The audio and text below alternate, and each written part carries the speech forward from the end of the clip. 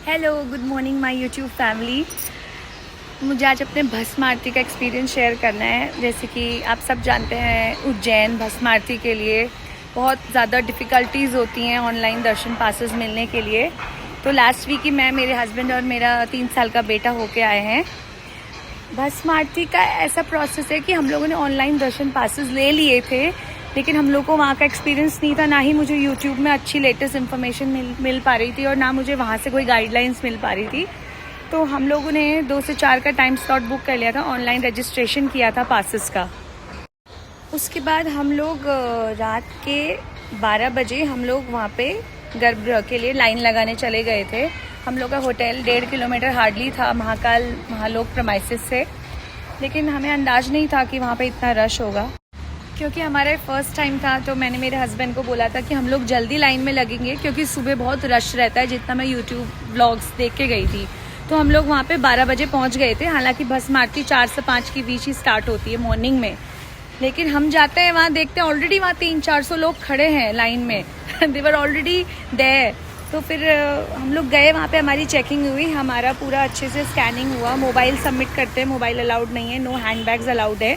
तो हम लोग वहाँ चले गए, अंदर लाइन लगा ली थी हम लोगों ने। दर्शन पासेस वालों के लिए अलग लाइन रहती है और जो अलग से ऑफलाइन टिकट्स रहते हैं उनके अलग लाइन रहती है, लेकिन बाद में हम सब एक साथ ही रहते हैं एक हॉल पे।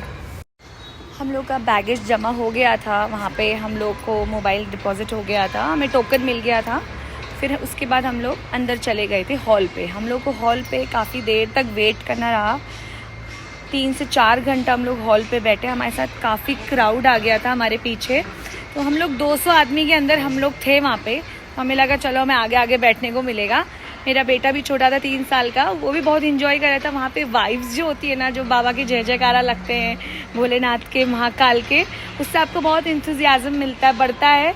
तो वो वेट टाइम का पता नहीं चला, धीरे धीरे बहुत टायरिंग भी लग रहा था। लेकिन वहाँ पे पानी की सुविधा और अंदर हॉल पे वॉशरूम की सुविधा है, तो आप वो यूज़ कर सकते हैं।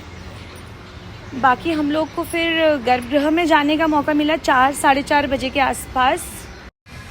अब हम लोग को अंदर जाने का टाइम हो रहा था। हम 3-4 घंटे वहाँ पे, 4 घंटे तो हम लोग वेट किए। एटलीस्ट 4 बजे हमारी एंट्री चालू हुई, तो हम लोग का दरवाज़ा गेट खोल दिया गया। धीरे धीरे करके हम लोग बढ़े अंदर, ठीक है। लेकिन उससे पहले, हम लोग के जाने से पहले ही वहाँ पे जो नंदी ग्रह के पास पे जो वीआईपी लोग होते हैं, उनको पहले सेटल डाउन किया जाता है गर्भगृह के पास। तो वो लोग भी दूसरी क्यू से आ रहे थे अंदर, वो लोग अंदर जा रहे थे, बैठ गए थे साथ में। फिर हम लोग को सेटल किया।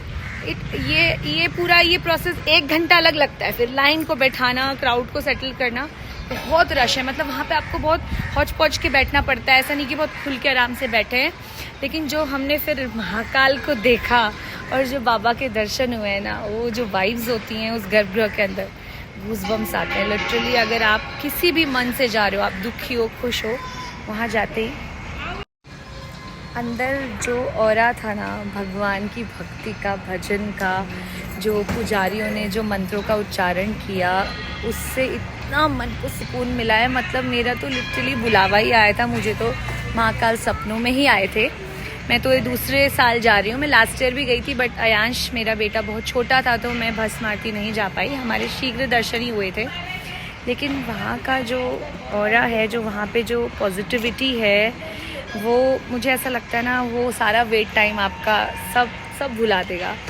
और जिस तरह का वहाँ अरेंजमेंट है, वो बहुत ही ब्यूटीफुल था। गर्ल्स आप साड़ी या सूट कैरी कर सकती हैं। लड़कों के लिए ऐसा मैंडेटरी नहीं है कि धोती पहननी है, आप पैंट शर्ट कुर्ता पैजामा जो भी आप पहनना चाहें। लेकिन जो नंदी ग्रह के पास हैं, वो बेसिकली ट्रेडिशनल में ही आते हैं। लेकिन फ़ोन्स अलाउड नहीं है, स्ट्रिक्टली प्रोहिबिट है, वो अलाउड ही नहीं है। भगवान का पहले पंचामृत से अभिषेक किया जाता है, उसके बाद भस्म आरती के लिए पुजारी आते हैं, वो स्टार्ट करते हैं। सारी लेडीज़ और वुमेन्स को बोला जाता है कि आप अपना मुंह ढक लीजिए, क्योंकि औरतें नहीं देखती हैं।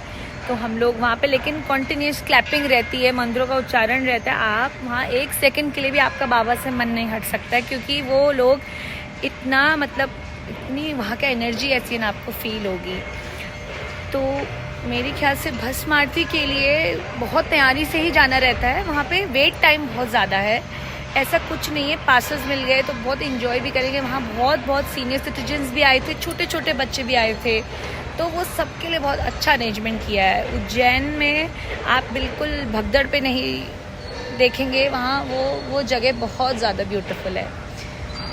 मैं होपफुली नेक्स्ट ईयर फिर जाऊँगी।